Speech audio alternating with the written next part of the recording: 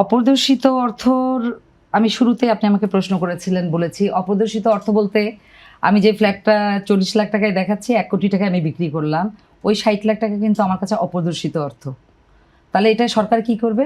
আমি তো এই টাকাটা তো বাইরে পাচার করতেছি না। আমার যদি সরকার এরকম নীতি নির্ধারণ করে, যে এরকম নীতি করে যে যেই টাকায় সেল হচ্ছে সেই টাকাটা যদি আমরা দেখাই, রেস্ট অ্যামাউন্টের কথা বলছি, ওটা তো 40 লাখ টাকার আমরা দিয়ে দিলাম রেজিস্ট্রেশন খরচ, এই টাকাটাতে কোনো আমাকে ওটার জন্য আসে কোনো সময় ট্যাক্স অফিস থেকে 30% পর্যন্ত আপনার ট্যাক্স ধরে বসে থাকবে অপ্রদর্শিত অর্থ।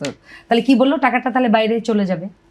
তাহলে অপ্রদর্শিত অর্থকে নিয়ে এখানটা কিন্তু অনেকগুলো কনফ্লিক্ট আছে। এটা নিয়ে রিসার্চ হচ্ছে international business forum of Bangladesh IBFB থেকে। আমরা গত 4 বছর ধরে রিসার্চ করতেছি যে অপ্রদর্শিত অর্থকে যদি আমরা প্রদর্শিত করলে সরকার কোনো আইন কানুন কেউ ধরবে না, কোনো লিগ্যাল ম্যাটার আসবে না, তাহলে সেটাতে কি উপকৃত হবে। আর যদি মানে অপ্রদর্শিত অর্থকে যদি আমরা মনে করেন কেউ রেখে দিল লিকুইড করে বা যাই করে, তাহলে সেটাতে দেশের কি ক্ষতি হবে। দেখা গেছে যে অপ্রদর্শিত অর্থকে যদি আমরা প্রদর্শন মানে যদি জবাবদিহি ছাড়া ব্যবহার করার সুযোগ দিলে দেশ উপকৃত হবে। ওদের স্বপ্ন পূরণে পাশে থাকতে পেরে আমরা গর্বিত। কিভাবে দেশ যেভাবে উপকৃত হবে, মনে করেন আমাকে সরকার ধরতেছেন, আমি ওই যে বললাম আমরা যারা ডেভেলপার আমাদের তো ফ্ল্যাট বিক্রি হলে পরে সেই জায়গাটা একটা অপ্রদর্শিত হয় কিভাবে, টাকাটা কিভাবে অপ্রদর্শিত হচ্ছে। একটা হচ্ছে খুবই কম মার্জিনের ইললিগালিটি রয়ে গেছে, বা হয় না সিন্ডিকেশন রয়ে গেছে, গভর্নমেন্টের টেন্ডারবাজি রয়ে গেছে। ভাই এটার সংখ্যা তো অনেক কম, এটা তো অনেক কম।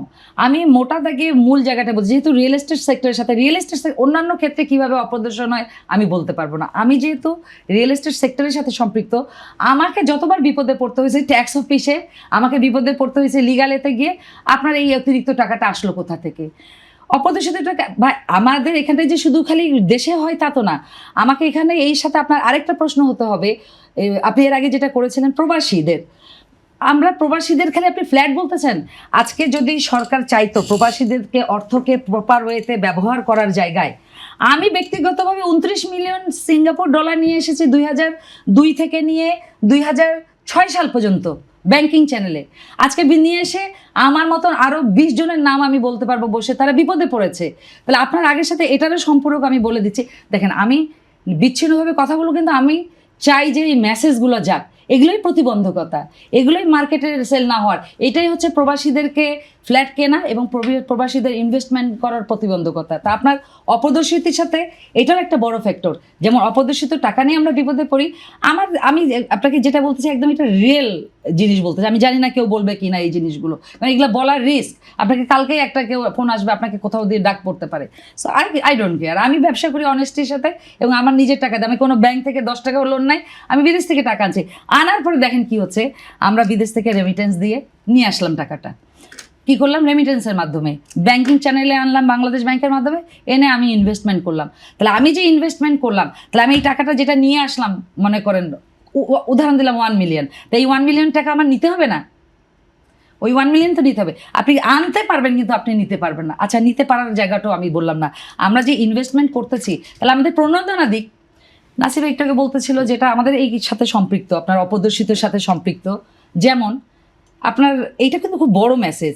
কোথাও যেমন বেশি দাম, মনে করেন ঢাকার বাইরে যান আপনি, সেখানটায় গিয়ে দেখবেন যে মৌজা রেটের চেয়ে কম বিক্রি হচ্ছে, কিন্তু বেশি আপনার ওখানে দাম। তাহলে ওখানে সংক্ষেপে যাব, আচ্ছা আমি সংক্ষেপে আসতেছি।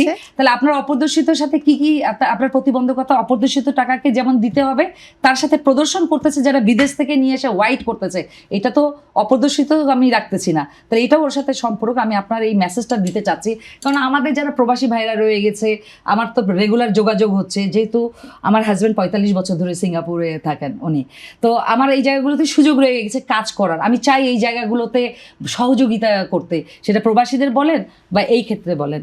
তো আমি মনে করি অপ্রদর্শিত টাকাকে যদি প্রদর্শন করা যায়, সেই ক্ষেত্রে দেশ ডেভেলপ হবে, নাহলে এই টাকাগুলো বাইরে পাচার হয়ে যাবে।